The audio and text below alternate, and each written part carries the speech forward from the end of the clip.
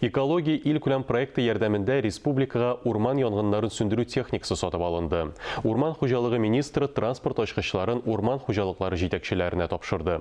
15 апрельдә республикада янгын куркынычсызлыгы сезоны игълан ителде. Яңа техника урман янгыннарын станцияләренә янгыннардан саклауның нәтиҗәлелеген арттырырга, контрольны көчәйтергә булыша. 18 төр техника арасында УАЗ автомобиле базасындагы кече урман патруле, универсаль урман янгыннары комплекслары бар.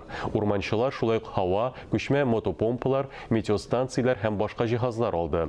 Ел дәвамында урман хуҗалыгы министрлыгына караган учреждениеләргә тагын 10 янгын сүндерү автоцистернасы, 13 урман утырту һәм 11 урман сабаны, 15 урман культиваторы һәм башка янгынга каршы җайланмалар сатып алыначак.